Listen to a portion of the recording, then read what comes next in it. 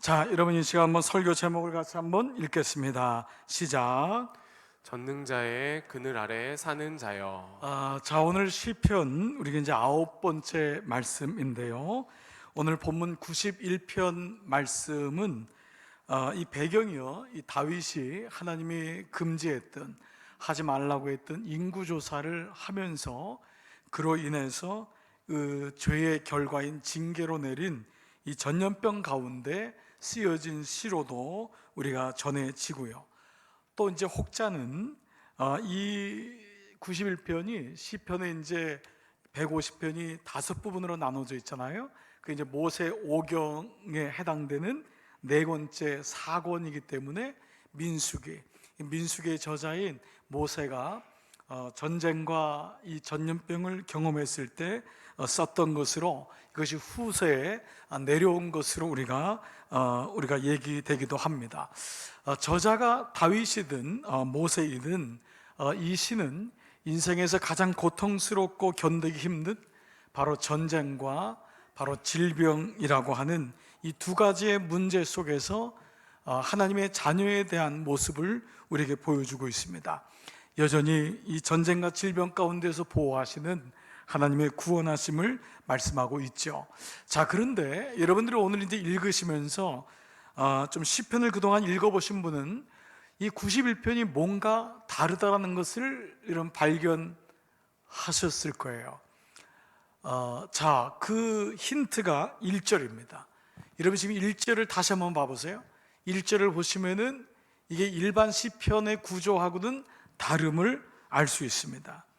자, 그 1절은 어떻게 시작하죠? 지존자의 은밀한 곳에 거주하며 전능자의 그늘 아래 사는 자여라고 나와 있어요. 자, 보통 시편의 시작은 여호와여 혹은 하나님이여, 이렇게 이제 하나님을 향한 단어, 주께서는 이런 주님 이렇게 나오고요. 이제 그 다음에 나오는 게 뭐냐면 나는 주님을 찬양합니다. 나는 고난 가운데서 하나님을 바라봅니다. 이렇게 자기라고 하는 1인칭인데 이 시편 91편은 지금 이 화법이 2인칭이라는 것입니다. 누구한테 얘기를 하는 거예요?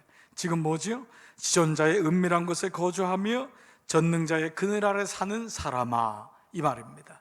세 번역에도 사람아, 공동 번역에도 사람아, 쉬운 성경에는 그대여, 당신이여. 지금 지존자의 은밀한 곳에 거주하는 당신이여, 말을 들으십시오. 내 말을 기억하십시오. 전능자의 그늘 아래 사는 그대여, 지금 내 말을 들으셔야 됩니다. 이렇게 시작하는 거예요. 그래서 마치 이게 대화로 시작하는 거예요.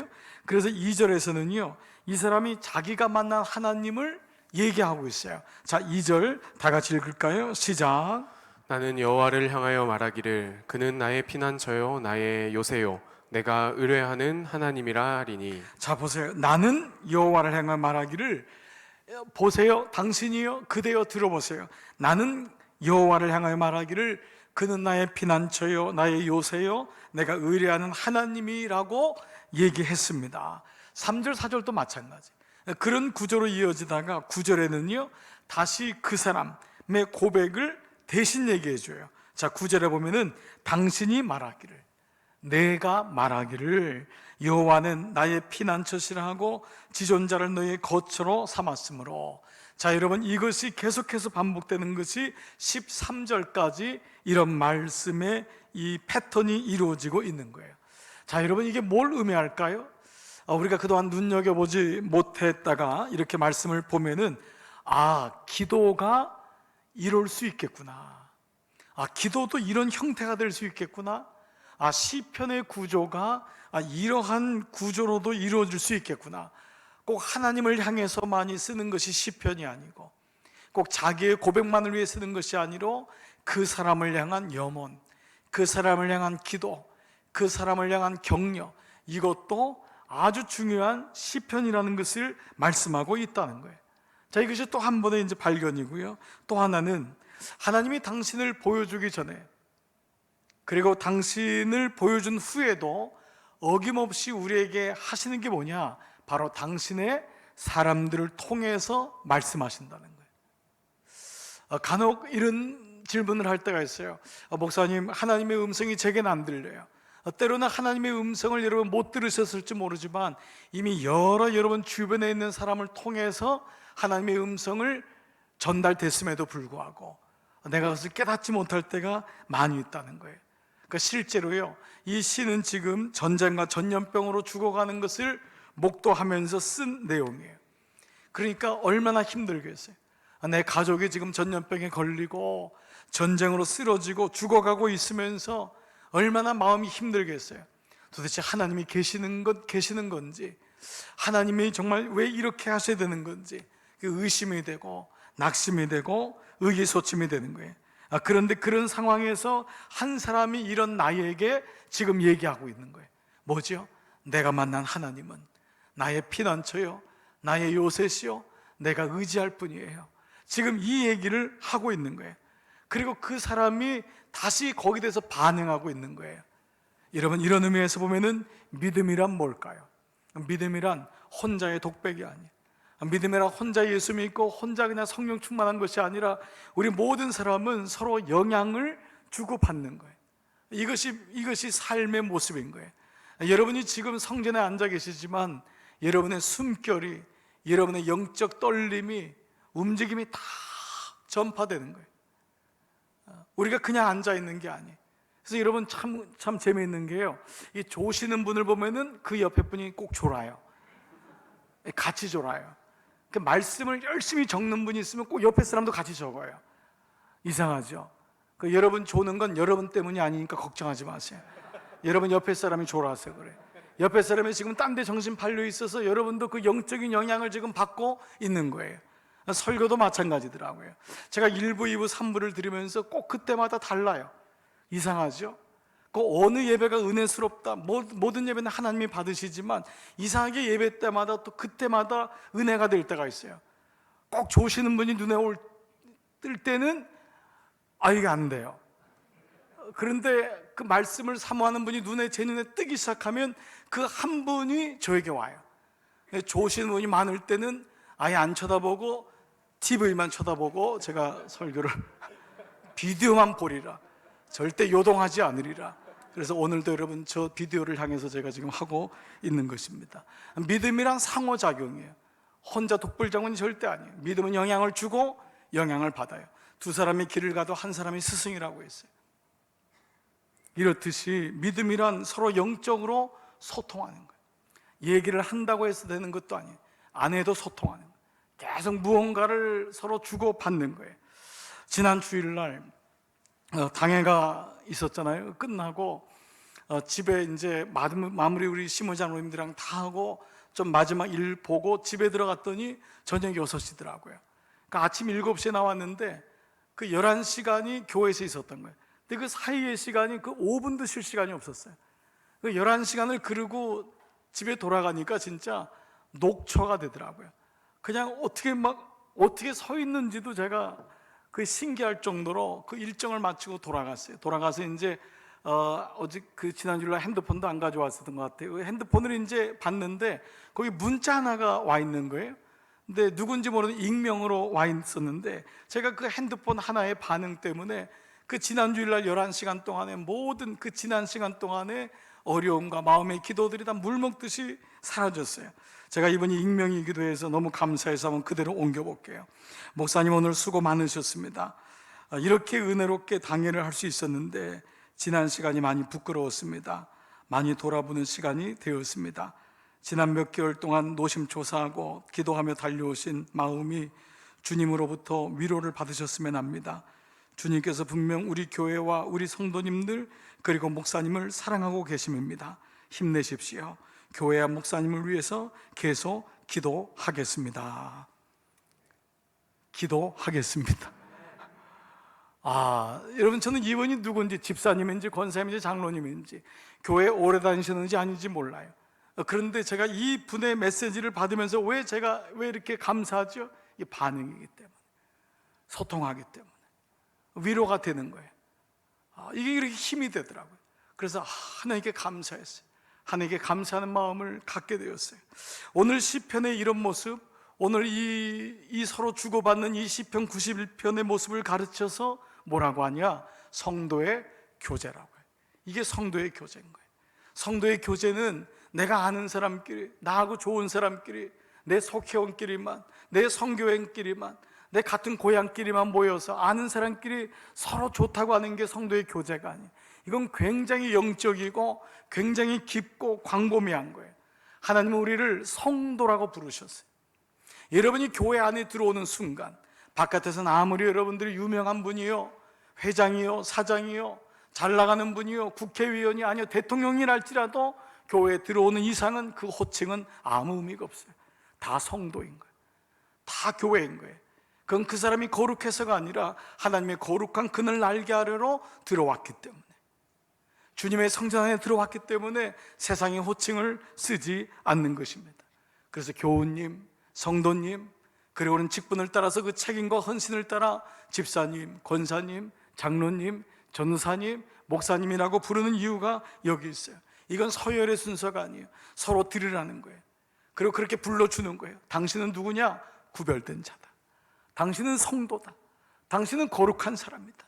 당신이 거룩해서가 아니라 주님이 거룩하신데 주님이 당신을 그렇게 자녀로 삼아 주셨다라는 것입니다.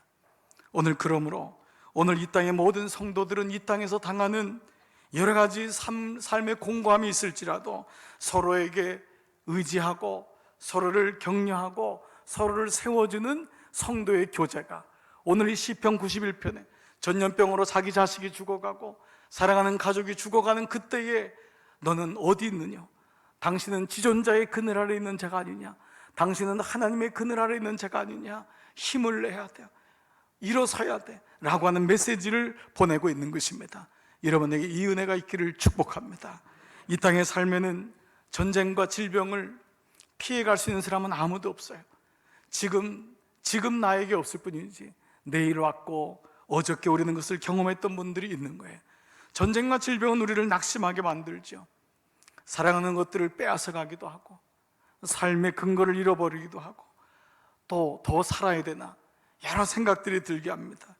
그로 인해서 우리는 의심하게 돼요. 그런데 오늘 본문에 뭐라고 하죠? 너는 지존자의 은밀한 곳에 거하는 자다. 그러므로 일어나라. 그러므로 다시 하나님을 바라보라 라고 하는 것이 마치 사랑하는 두 사람이 대화하는 것 같아요. 이 대화를 가만히 읽어보면요, 마치 아버지하고 아들이 대화하는 것 같아요. 마치 어머니하고 딸이 대화하는 것 같아요. 그 시편의 말씀은 놀랍게도 우리에게 이렇게 오늘 대화식으로 오늘 말씀하고, 미리 말씀드리지만 14절, 15절, 16절에 하나님이 그 사이에 들어가세요. 하나님이 그 대화 사이에 그 대화를 듣고 들어가셔서 결론을 내리세요. 자, 이러한 배경과 이러한 맥락의 구조를 이해하면은 오늘 본문을 보면은 세 가지의 본문 관찰이 가능합니다. 이것은 세 가지의 질문인데, 여러분 이 시인이 질문에 답을 한 것처럼 여러분도 이 세 가지 답에 여러분이 한번 스스로 답해 보시기 바랍니다. 자, 첫 번째 질문은 뭐냐? 바로 이것입니다. 나는 지금 어디에 머물고 있는가? 이건 바로 나의 존재를 의미합니다. 공간적인 의미만을 얘기하지 않습니다. 너가 지금 어디 있느냐? 아담아 어디 있느냐? 이 말은 아담이 어디 있는지 몰라서가 아니에요. 너가 지금 어떻게 살고 있느냐? 너의 존재를 너는 어떻게 가고 있는지 알고 있느냐라는 것입니다. 시인은 지금 그대여, 당신이여, 아들이여, 딸이여 라고 하는 사람에게 비록 지금 전쟁과 기근, 전염병과 질병 가운데 있을지라도 당신이 지금 어디에 속해 있는지를 알고 있다면 당신은 이렇게 실망하지 않을 것이다. 실제로 이 질문은 세 가지 질문 중에 가장 핵심적인 질문입니다. 그리고 우리로 하여금 내가 어떤 존재인지를 깨닫게 합니다. 사람들의 가장 기본적인 고민이 뭘까요? 인생의 화두가 나는 어디로부터 와서 어디로 가는가? 이것이 인생의 고독의 첫 번째 이유 아닙니까? 열심히는 살았는데 왜 사는지 모르는 거예요. 어디를 향해서 가는지 모르는 거예요. 바로 이것이 당신은 지금 어디에 머물고 있는가? 당신의 존재는 어디 있는가? 여기 지존자의 은밀한 곳은 어디를 말할까요? 놀랍게도 이 은밀하다라는 히브리 말은요, 이 암만이란 말인데 이 암만이라는 단어의 뜻이 재미있습니다. 의미가 있어요. 이것은 은밀하다, 비밀스럽다 이 뜻이 아니라 합치다 혹은 덮다 이런 뜻이에요. 사실 이 단어는 어디서 쓰이는 단어냐면 지성소의 법궤의 속죄소로 덮다, 이 말이 암만, 이 말이 덮다. 바로 그래서 여러분 미리 말씀을 여러분 눈치를 채셨겠지만 이 은밀한 곳은 바로 성소의 가장 깊은 곳에 있는 지성소를 의미해요. 가장 은밀한 것. 이것은 바로 합치다 돕다라는 것은 하나님이 너와 함께 하겠다고 하는 그 이상으로 그 영적인 하나님의 온전하심이 우리와 합해지는 가장 놀라운 일치의 상태. 그것은 하나님이 한 번도 너를 떠난 적이 없다고 하는, 하나님이 너를 돕고 있다고 하는, 그 하나님의 임재가 너를 돕고 있는데 왜 두려워하냐? 왜 지금 근심하고 하냐? 왜 지금 전염병 때문에 왜 이렇게 두려워하느냐? 바로 이 말씀을 하고 있어요. 여러분, 이것을 알았던 사람이 누구냐? 다윗입니다. 다윗이 시편 27편에서요 이렇게 말해요. 여러분, 이 말씀에서 다윗의 지혜를 한번 봐보세요. 같이 한번 읽겠습니다. 시작. 내가 여호와께 바라는 한 가지 일 그것을 구하리니 곧 내가 내 평생에 여호와의 집에 살면서 여호와의 아름다움을 바라보며 그의 성전에서 사모하는 그것이라. 여러분, 여기 왜 다윗의 지혜가 있냐? 여러분에게 만약에 여호와께 바라는 한 가지 기도가 있다면 여러분 뭐라고 얘기할까요?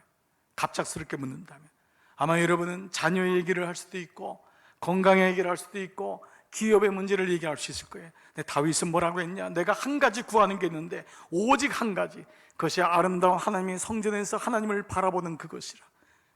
하나님이 나에게는 전부입니다. 이 말이에요. 그러니까 하나님께 모든 것이 있음을 다윗은 알았던 거예요. 기프트를 보지 말고 기버를 보라고 하잖아요. 이걸 주신 분을 바라봐야지 이 물건 하나에 일이 일비하면 안 되잖아요. 바로 이것이 다윗의 지혜인 거예요. 다윗이 얼마나 하나님을 사랑했는지. 그러나 여기서 내가 성소에서 하나님 바라본다는 것은 공간적인 의미만을 얘기하지 않습니다. 이 의미는 더 깊은 의미예요. 그것이 바로 5절 말씀이에요. 5절, 여호와께서 환난 날의 나를 그의 초막 동그라미 쳐보십시오. 비밀이 지키시고 그의 장막 동그라미 쳐보십시오. 은밀한 곳. 비밀이 은밀한 곳이 다 똑같은 단어예요. 나를 숨기시며 이 바로 초막 속의 비밀한 곳, 장막 속의 은밀한 곳, 이것이 어디냐? 바로 성소의 가장 깊은 곳에 있는 지성소, the most holy place, 가장 지극히 성스러운 곳, 지성소, 가장 영광스러운 그 자리, 하나님이 가장 그 은밀한 곳으로 하나님이 우리를 부르시는 것입니다. 그래서 성도라고 부르시는 거예요. 그런데 이 지성소를 하나님이 가장 은밀한 곳, 지존자의 가장 은밀한 곳에 거하는 자여, 이 말은 지성소의 공간 하나 임한다는 것이 아니라 이것은 그 지성소 안에 있는 것이 무엇입니까? 바로 법궤거든요. 그 법궤 앞에 혹은 법궤 안에 있는 세 가지 때문에 바로 이 시편 기자는 이 낙심한 사람에게 얘기를 하고 있는 거예요. 그 법궤 앞에 혹은 법궤 안에 있는 게 뭐지요? 세 가지입니다. 그 중에 하나는 바로 돌판, 말씀의 언약, 모세가 시내산에서 받은 그 언약의 돌판. 이 말은 뭐지요? 나는 너와 약속했다. 아무리 힘들고 아무리 어려워도 I promise with you. 내가 너하고 약속했어. 이것의 모든 아버지의 모든 것은 이루어지는 거예요. 지금 이루어지지 않을 뿐 이미 내가 약속했다라고 하는 말에는 시건치 아니하시는 하나님의 은혜가 있는 거예요. 이것이 바로 돌판이에요. 내가 너와 약속했어. 잊지 마라. 나는 결코 너를 잊지 않는다. 두 번째 뭐죠? 만나예요. 이 만나는 뭐죠? 광야에서 하나님 먹이신 거예요. 우리가 수고하고 길쌈을 해서 먹을 것을 먹는 것이 아니라 내가 너에게 provide, 공급하겠다. 내가 너를 지켜주겠다. 이 말이에요. 내가 너희 자녀를 지켜주겠다. 바로 이것이 만나예요. 하나님이 나에게 생명의 양식이 되고 이 땅의 양식이 되십니다. 주님이 나의 공급자이십니다. 이것이 만나예요. 세 번째 있는 것은 뭐였어요? 아론의 쌍난 지팡이. 아론의 쌍난 지팡이 뭐죠? 이미 말라 비틀어졌던 그 지팡이에서 하나님의 임재가 임하니 그곳에서 싹이 났어요. 그것은 바로 내가 너에게 생명의 주권자요, 바로 부활이다. 나는 부활이요 생명이니. 바로 이 말씀이에요. 바로 이 말씀의 세 가지가 바로 이 안에서 하나님이 나에게 약속하신 거예요. 그래서 이 말씀은 뭐예요? 지존자의 은밀한 곳에 거하는 자여, 이것을 잊지 말아라. 주님이 너에게 언약으로 말씀하시고 너를 공급하시고 그리고 너에게 생명과 부활의 그 모든 생명을 너에게 주었다라고 하는 것. 바로 너는 그런 사람이다. 너는 그런 존재다. 바로 성도다. 하나님의 아들이다. 하나님의 딸이다. 오늘 이 은혜가 여러분 가운데 있기를 축복합니다. 두 번째 질문은 바로 이거예요. 그렇다면 두 번째는 나는 지금 정말 평안한가? 나는 지금 정말 평안한가? 다른 말로 하면 나는 무엇 때문에 평안한가? 여러분 한번 여러분의 자신을 한번 돌아보세요. 여러분 지금 평화롭다면, 평안하다면 무엇 때문에 평안해요? 다른 말로 하면 무엇 때문에 평안하지 않아요? 그 말은 내가 지금 붙잡고 있는 그것이 없어지면은 나에게는 불안이 올 거라고 생각하는. 오늘 실제로 이 시편 91편에는 이 사람을 힘들게 하는 것들이 있었어요. 자, 그 말씀이 3절. 여러분 성경 3절 보면은 새 사냥꾼의 올무에서와 심한 전염병이 있었어요. 또 5절에서는 얼마나 구체적으로 너는 밤에 찾아오는 공포와 낮에 날아드는 화살, 어두울 때 퍼지는 전염병과 밝을 때 닥쳐오는 재앙을 너무너무 실감나게 얘기했죠. 그리고 13절에는요 젊은 사자와 뱀을, 얼마나 이것이 나를 위협하는지. 젊은 사자 같다는 거예요. 우는 사자같이. 뱀이 얼마나 강교하고 그 독이 얼마나 아파요. 얼마나 두려움을 줘요. 이렇게 현실에서 오는 두려움이 나에게 온다는 거예요. 그런데 오늘 시인은 뭐라고 하냐? 오늘 본문 오늘 4절에서 이렇게 말씀해요. 그가 너를 그의 깃으로 덮으시리니 내가 그의 날개 아래 피하리로다. 그의 진실함은 방패와 손방패가 대신하니. 결국 진짜 평안은 뭐냐? 그분의 날개 아래 피하는 것, 그리고 그의 진실하심을 의심하지 않는 것. 이것이 너의 방패. 불화살이 날라오고 염려가 날라오고 그렇게 우리를 힘들게 할 때 그것을 막는 손방패가 된다라는 것이. 그러면 역으로 말씀드리면 내가 힘들어하는 이유는 뭘까? 그것은 우리가 이 땅을 살면서 말씀드린 대로 재난과 질병을 피할 수 있는 사람은 아무도 없어요. 그 진짜로 내 안에서 평안은 내가 붙들고 있는 그 영원하지 않은 것이 아니라 영원하신 하나님의 진실하심과 그분의 날개 아래 거하는 것만이 진짜 이것이 형통이요 성공한 인생임을 얘기하고 있다는 거예요. 사람들에게 당신 성공하길 원합니까? 라고 하면 성공이란 단어를 떠오르면 어떤 거죠? 일단 건강하고 돈이 많고 자녀가 또 나름대로 잘 되고 이 땅에서 높은 곳에 올라가 승진하고. 물론 이것이 모든 것이 나쁘다고 날 수는 없어요. 그러나 성경에서 말하는 성공은 그것이 아니에요. 그 성공도 오히려 나에게는 독이 될 때가 있고 아픔이 될 때가 많아요. 그렇게 건강했던 그 사람도 내일을 장담할 수가 없고요. 그렇게 여러분들이 사랑하고 모든 걸 쏟아붓던 자녀도 어느 날 바늘이 되어서 여러분에게 아픔이 될 때도 있어요. 즉 이 땅에 내가 부여잡고 있고 내가 성공하는 삶으로 가고자 했던 그것들이 진짜 성공이냐? 이것을 보여준 사람이 요셉입니다. 여러분 요셉의 일대기를 보십시오. 그는 성공한 사람이 아니에요. 형들에게 미움받았어요. 인신매매로 팔리고 그것도 노예가 되고 노예로 가서 그렇게 살다가 조금 되는가 싶더니만 보디발의 아내의 문제로 인하여서 강간 미수범이 되어서 또 감옥에 들어가고. 그런 가운데 누가 그를 형통하겠다고 하겠어요? 그런데 놀랍게도 보디발이 그를 향해서 뭐라고 하냐면 하나님이 저와 함께 하심으로 저가 형통한지라. 저가 하나님이 함께 하심으로. 이걸 보았던 거예요. 가장 놀라운 은혜는, 성공은, 형통은 바로 하나님의 날개 아래 거하는 자, 하나님의 그 신실함, 진실하심을 끝까지 붙잡는 자, 이것이 마지막 끝까지의 승리임을 말씀하고 있어요. 그래서 두 번째 질문, 나는 지금 정말 평안한가? 이 평안은 어디서부터 오는 것인가? 이걸 우리가 묻게 되죠. 자, 세 번째 마지막 질문은요, 나는 지금 그분과 동행하고 있는가? 시인은 이 전쟁과 질병 속에서 하나님이 보이지 않는 거예요. 그래서 하나님이 나하고 정말 함께 하시나? 임마누엘 하신다고 했는데 왜 그때는 보이지 않지? 라고 하는 의심이 들 때, 놀랍게도 14절부터 16절까지는 오히려 하나님이 이 두 사람 사이에 등장해요. 이 사람 사이에 등장해서 뭐라고 말씀하시냐? 14절, 하나님이 이르시되 그가 나를 사랑한즉 내가 그를 건지리라. 그가 내 이름을 한즉 내가 그를 높이리라. 여러분 이 말씀을 보면은 우리는 여기서의 하나님 마음을 알게 돼요. 그것은 바로 하나님은 우리의 그 부족하고도 작은 믿음까지도 귀하게 여기세요. 그래서 우리가 당신을 사랑한다고 우기세요. 마치 이것은 믿음이 떨어지고 지금 의심하고 낙심하고 있는 그 자녀들을 향해서 하나님이 먼저 나서서 얘기하시는 거예요. 그가 나에게 기도했었어. 나는 그를 응답할 것이고 그가 나의 이름을 안다고 했어. 그래서 내가 그를 기억하고 있어. 높여주겠어 라고 하는 아버지의 마음을 얘기하고 있는 거예요.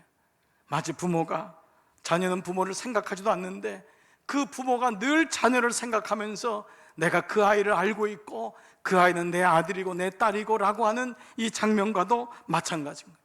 그래서 하나님이 우리가 환난 당할 때에 우리를 용화스럽게 하겠다 하시고요, 죽음조차도 용화스럽게.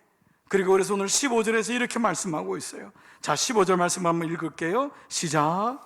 그가 내게 간구하리니 내가 그에게 응답하리라.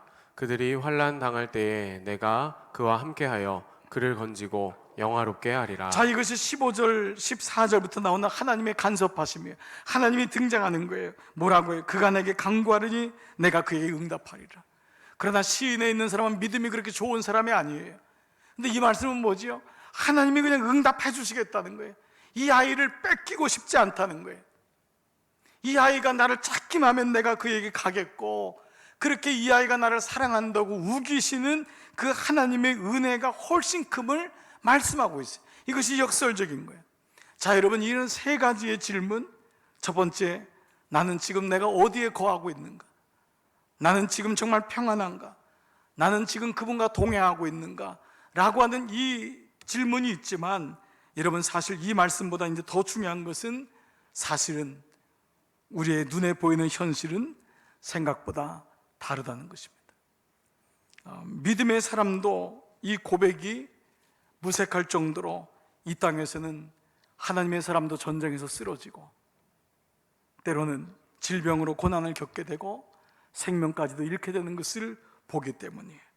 그래서 여러분이 오늘 읽을 때 이렇지 않은데 라고도 여겨지실 수 있을 거예요. 하나님 말씀을 믿음으로 아멘 하시지만 목사님, 이거 현실하고는 좀 다른 것 같아요. 그래서 심지어는 마귀도 이 구절을 가지고 인용해서 우리를 시험해요. 하나님이 살아계시면 어떻게 이런 일이 있을 수 있느냔 말이에요. 전염병에서 이 말씀대로 다 구원해 줘야 되지 않냔 말이에요. 그런데 보라, 그렇지 않지 않냐는 거예요. 그래서 11절, 그가 너를 위하여 그의 천사들을 명령하여 내 모든 길에서 너를 지키게 하심이라는 이 말씀을 마귀가 누구한테 시험하죠? 그렇습니다. 바로 예수님에게. 바로 광야에서 40일 동안 금식하고 있던 예수님을 성전 높은 곳에 올라가서 뭐라고 하죠? 뛰어내려라. 그러면 너의 하나님이 천사를 동원시켜서 너를 안전하게 보호해 줄 것이다 라고 미혹하죠. 그때 사용했던 구절이 바로 이 11절 구절이에요. 그러나 주님이 이 말씀에 대해서 뭐라고 경고하시죠? 하나님을 시험하지 말라. 하나님 그렇게 네 마음대로, 네 입맛에 맞는 대로 마누리 여기시는 분이 결코 아니시다라는 거예요. 즉, 이 말씀은 이 땅에서 그저 눈에 보여지는 것으로만 가지고 하나님의 모든 처사를 이해해서는 안 된다라는 거예요. 하나님의 사랑은 이 땅에서 보여지고 내가 이해되는 것으로만 다 설명되지 않는 것이 너무 많다는 거예요. 그럼에도 불구하고 너는 하나님의 진실하심을 바라보고 그것이 너의 방패요 손방패가 될 수 있다, 이 말씀을 주세요. 제가 이 말씀을 묵상하다가 떠올랐던, 제가 잘 알고 있는 선배 목사님의 그 교회에서 있었던 얘기인데요, 이 얘기를 들으면서 마음이 참 뭉클했던 적이 있습니다. 이 목사님의 평상시에 이 존경하는 그 교회 장로님의 따님이 이제 갓 대학을 졸업하고 직장 생활을 시작했는데 이 젊은 아이가 몸이 자꾸 아픈 거예요. 그래서 여기저기 병원을 돌아다니는데도 뭐 특별한 증상도 없다가 어느 날 대학병원에 가서 몇 번의 검사를 하고 난 게 밝혀진 게 급성 백혈병.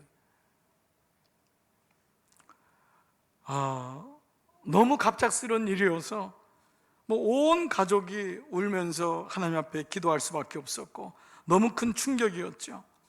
그런데 어느 날 이 투병 생활이 시작되는 가운데서 예배를 드리는데 장로님한테 이런 하나님의 음성이 들리더랍니다.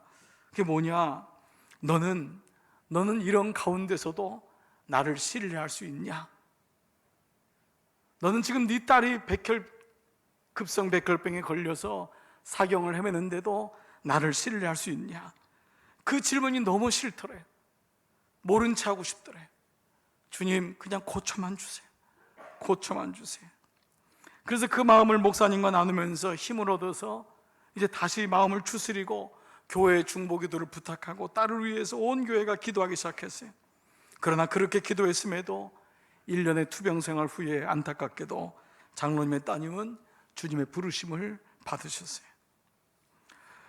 다행히 주님께서 장로님과 권사님 마음을 만져주고 가족들의 마음을 위로해 주었고 성도들의 기도와 위로 속에서 장례 예배를 잘 마칠 수 있었다고 합니다. 그런데 문제는 장례 후에 생겼습니다. 그때의 교회에 새로 나온 교우 한 분이 계셨는데 이분이 시험에 든 겁니다. 어떻게 하나님이 그 믿음이 좋다고 하는 장로님의 딸을 그렇게 데려갈 수가 있느냐? 그렇게 갑자기 들어갈 수 있느냐? 그리고 교회가 그렇게 기도했는데 어떻게 하나님이 응답하시지 않냐? 하나님 계시지 않는 거 아니냐? 사랑의 하나님이 어떻게 그럴 수 있느냐? 그리고 교회를 떠나셨어요. 얼마 후에 이 소식을 들은 장로님이 목사님 방으로 찾아오셔서 봉투를 내미셨는데 그 봉투에는 장로 사직서라고 써져 있더랍니다. 목사님 죄송합니다. 저와 저희 가정으로 인해 교우가 시험에 들었으니 제가 장로 자격이 없습니다. 순간 목사님도 너무 마음이 아파서 장로님과 함께 얼마나 울었는지 모른답니다. 그렇게 울면서 그 장로님의 성품과 그 믿음과 마음을 아시니까 더 마음이 아픈 거예요. 근데 순간 하나님을 향해서 섭섭한 마음이 들었대요. 그래서 하나님께 이렇게 좀 되물었대요. 하나님, 왜 좀 도와주면 안 돼요? 세상에 악인도 어느 병원에 가니까 1년 더 살고 2년 더 살고 살았다고 하는데 그것도 장로님 딸이고 이렇게 교회가 기도했는데 좀 도와주시면 안 돼요? 이렇게 도와줬으면은 딸도 살아나고 그 교우도 교회 안 나가고 당신의 이름도 높여지지 않겠어요? 근데 그 목사님에게도 이런 마음이 들리더래요. 너도 이런 가운데서 나를 신뢰할 수 있니? 이런 가운데서도 나를 바라볼 수 있니? 이 마음이 들더랍니다. 여러분, 오늘 시편 91편의 마지막 하나님이 등장하시는 14절부터 16절까지가 세 문장으로 마무리가 되는데 그게 바로 14절에는 내가 그를 높이리라. 이 내가 하나님이거든요. 하나님이 그를 높이리라. 결론적인 부분이지만 15절에 내가 그와 함께하여 그를 건지고 영화롭게 하리라.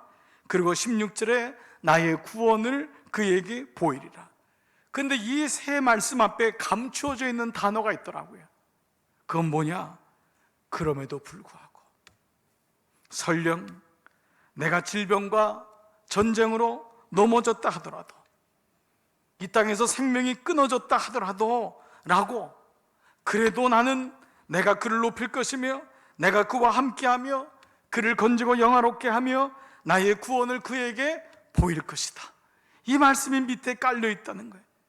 그럼에도 불구하고 우리가 볼 땐 다 끝난 것 같고 우리가 볼 땐 이게 뭐예요? 라고 하는 것 같은데도 불구하고 하나님의 일하심은, 하나님의 구원은 여전히 이루어져 가고 있다는 것이에요. 오늘 설교의 제목이 전능자의 그늘 아래 사는 자여 라는 것입니다. 바로 1절에 나온 그 단어죠. 그런데 이 전능자의 그늘 아래 라고 하는 제목으로 쓰여진 베스트셀러 책이 있습니다. 여러분에게 필히 제가 일독을 꼭 권합니다. 그리고 이 사람의 일대기가 써져 있는, 그려져 있는 영화가 창끝이라고 해서 여러분 많은 사람들에게 시청되기도 했어요. 안 보신 분도 한번 봐보시기 바랍니다. 이 전능자의 그늘 아래라고 하는 제목으로 나온 책은 남미의 에콰도르라고 하는 나라에 선교사로 갔던 짐 엘리엇 선교사의 부인 되시는 엘리자베스 엘리엇 사모님이 쓴 책입니다. 짐 엘리엇 선교사님은 미국의 그 명문이죠, 위튼 대학교를 수석으로 졸업한 분이에요. 수재예요. 그의 집안은 이미 오랫동안 의사로 내려왔을 정도로 부유하고 풍족한 부러울 것이 없는 집안이었어요. 그런 그가 대학 시절 복음을 영접하면서 부모로부터 듣던 복음이 아니라 나이가 성년이 되어서 들었던 복음을 영접하며 그는 일기책에 뭐라고 고백했냐? 비로소 마음의 평안이 찾아왔습니다. 비로소 마음에 평안이 찾아왔다. 22살밖에 안 된 젊은이에게 어떻게 이런 영성이 있을까? 세상에 나가서 자기 마음대로 살 텐데 비로소 복음을 통해서 내 마음에 평안이 찾아왔다. 그는 하나님께 자신의 인생을 드리기로 결심합니다. 짐 엘리엇, 그는 선교사로 자원하는데 바로 남미 땅에 그는 자신의 인생을 드리기로 결심합니다. 그는 4년 동안 스페인어를 공부하고 그는 하나님이 자기에게 준 지혜와 지식을 가지고 성경 말씀이 없는 부족에게 들어가서 그들에게 하나님 말씀을 전해주고 싶어서 그 신약 성경을 주고 싶어서 헬라어를 공부하기 시작합니다. 그리고 그는 선교사로 지망하여 4명의 젊은 동료들과 함께 당시 남미 에콰도르에서 가장 악명돋고 그야말로 사람까지 잡아먹는다고 했던 아우카 부족, 그 부족으로 들어갑니다. 그러나 그곳에 들어간 후 그들 모두 5명은 창에 찔려 죽습니다. 모든 5명의 선교사가 살해되어서 강에 버려진 채 발견됩니다. 총망받던 인재들이 선교지에서 복음을 채 전하지도 못한 채 목숨을 잃은 모습을 보면서 당시 시카고의 라이프지는요, 이것을 향해서 개죽음이라고 썼어요. 그리고 심지어는 얼마나 불필요한 낭비인가, 얼마나 불필요한 낭비인가 라는 제목으로 비판하는 기사를 썼습니다. 그때 그의 아내 엘리자베스 엘리엇, 이 사모님이 이렇게 말했습니다. 여러분, 그렇지만 않습니다. 당신들의 눈에는 그렇게 보일지라도 내 남편의 죽음은 낭비가 아니었습니다. 그는 전 생애를 주님께 드리고 준비했던 사람입니다. 바로 이 시간을 위해 살아왔던 사람입니다. 그는 낭비하지 않았습니다.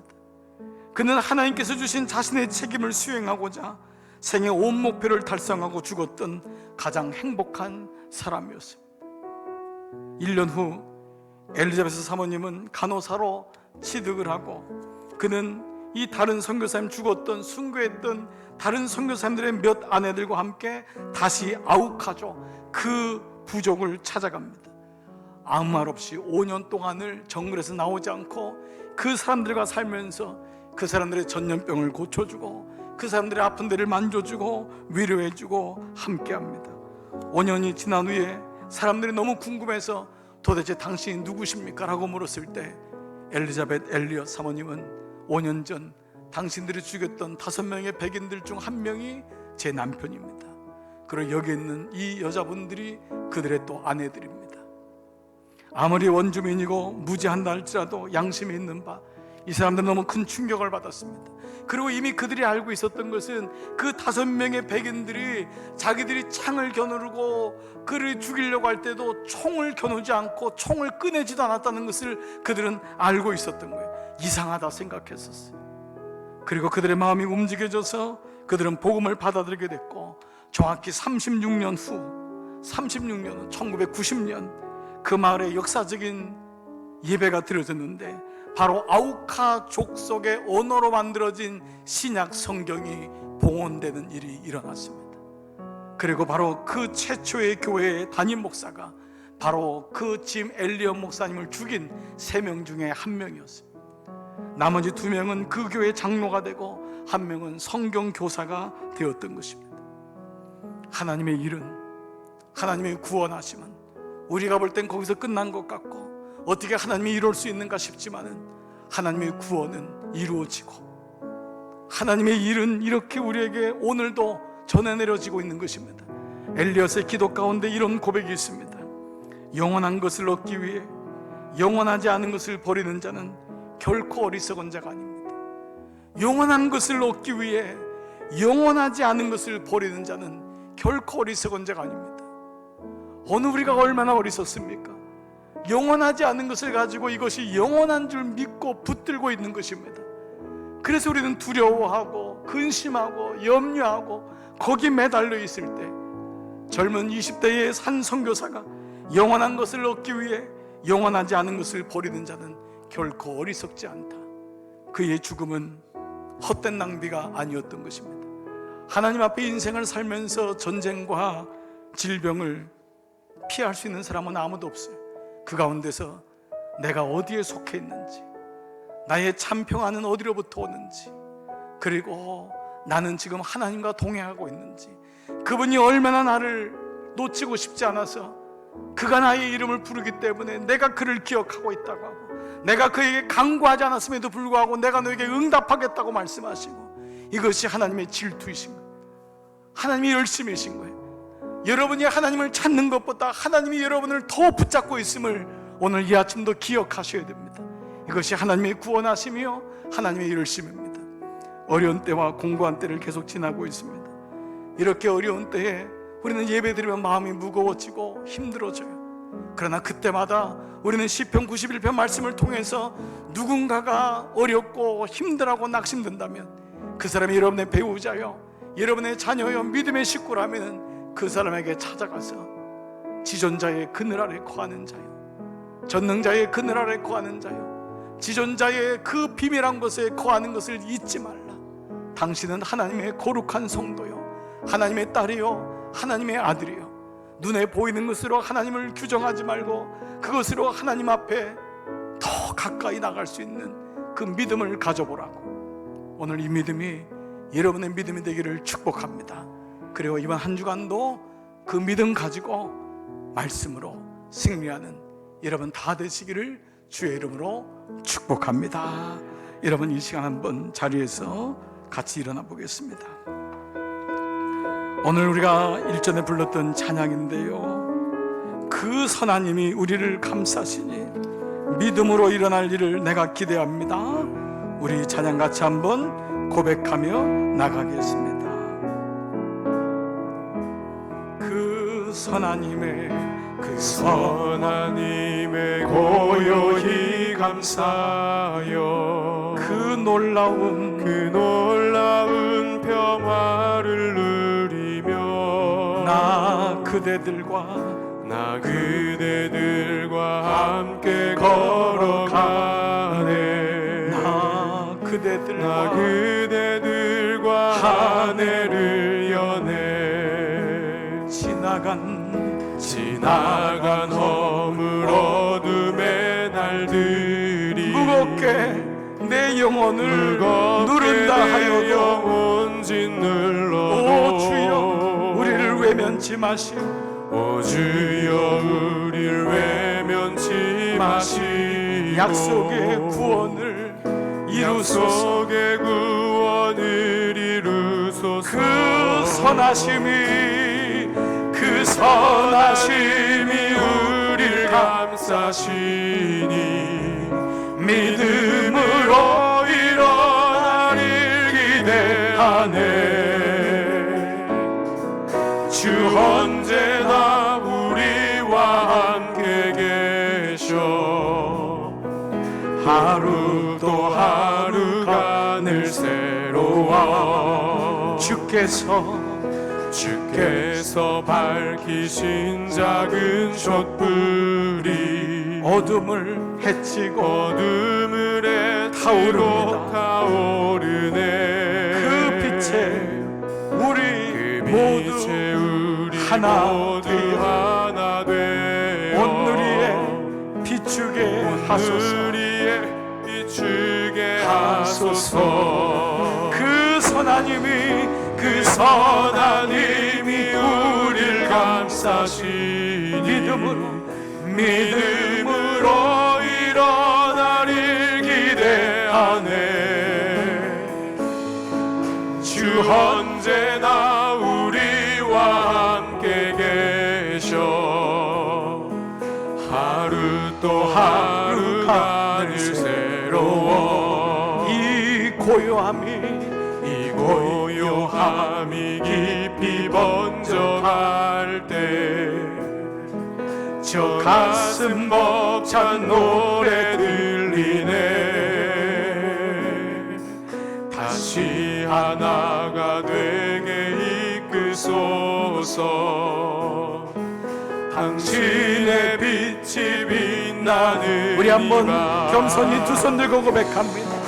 이 선하님이 우리를 감싸시니 믿음으로 일어날 일 기대하네. 아멘. 주 언제나 우리와 함께 하루가 또 하루가 늘 새롭습니다. 우리 다시 한번 그 선하님이 우리를 감싸시니 믿음으로 일어날 일 기대하네. 주 언제나 우리와 함께 계셔. 하루 또 하루가 늘 새로워. 여러분, 이 시간 여러분의 두 손을 펴서 먼저 여러분 자신을 축복하십시오. 주님의 선하님이 나를 감싸주심을 감사합니다. 그리고 여러분의 기도를 향하여 그 기도가 필요한 자에게 그를 축복하며 그에게 기도해 주십시오. 전능자의 은밀한 것에 거하는 것을 알지 못하느냐? 아버지 지존자의 그늘 아래 거하는 것을 깨닫지 못하느냐? 이 시간 함께 여러분 자신을 위하여 그 믿음이 필요한 자를 위하여 함께 기도하겠습니다. 아버지 감사합니다. 하나님의 선하님이 우리를 감싸주시며 아버지 믿음으로 일어날 일을 기대합니다. 아버지 세상에 보이는 건 전염병이요 재앙이요 죽음이요 낭패요 전쟁의 소문들이지만 아버지 나는 그 가운데서도 하나님을 신뢰합니다. 주님의 일하심을 신뢰합니다. 아버지 전능자의 아버지 그늘 아래 사는 자임을 오늘 이 시간 고백합니다. 자비로우신 아버지 주의 영으로 붙잡아 주시옵소서. 영원한 것을 위해 영원하지 않은 것을 버릴 수 있는 자는 지혜로운 자입니다. 어리석은 자가 아닙니다. 아버지 오늘 이 아침 종들 한 분 한 분을 만져주시옵소서. 너는 지존자의 그늘 아래 거하는 자다. 너는 가장 은밀한 곳에 거하는 자다. 너는 전능자의 날개 가운데 있음을 기억하라. 아버지 오늘도 주님의 선하님이 우리 위에 안수하시고 우리를 덮어주시고 아버지 이 어려운 가운데 주님을 바라보게 하시고 주님의 은혜로 일어나게 하여 주시옵소서. 주님을 찬양합니다. 주님 종들의 기도와 간구를 들어주시옵소서. 아멘. 그 선하님이 우리를 감싸시니 믿음으로 일어날 일 기대하네. 주 언제나 우리와 함께 계셔. 하루 또 하루를 믿음으로 살아갑니다. 아버지 감사합니다. 오늘 예배를 드리고 세상에 나가는 종들을 축복합니다. 내가 어떤 자인지를 잘 기억하게 하여 주옵소서. 지존자의 은밀한 곳에 거하는 이여 전능자의 그늘 아래 피하는 자여 하나님의 아들이면 딸임을 기억하며 이 땅에 전염병이 성하고 재앙이 성하고 전쟁의 소문이 끝이지 않는 이 땅 속에서 나의 평화의 근원은 오직 주님이십니다. 주님 나의 생명의 근원자여 영원한 것을 위하여 영원한 것을 영원하지 않은 것을 버릴 줄 아는 자는 어리석은 자가 아님을 오늘 이 아침 영원한 생명 붙잡고 영원하신 하나님을 나의 아버지로 삼는 모든 자에게 아버지 영으로 충만케 하여 주시옵소서. 사랑하는 여러분, 이제 복음의 말씀을 들었으니 평안히 돌아가십시오. 주님께서 여러분을 새로운 순례길로 초대하십니다. 날마다 새로운 마음으로 그 길을 걸어가십시오. 그릇되고 거짓된 길에서 벗어나 주님께서 기뻐하시는 바르고 선한 길을 걸어가십시오. 주님께서 여러분과 함께 하실 것입니다. 이제는 성부와 성자와 성령의 은총이 머릿속의 모든 종들을 위해 이제로부터 영원토록 함께 하시기를 간절히 축원하옵나이다. 아멘.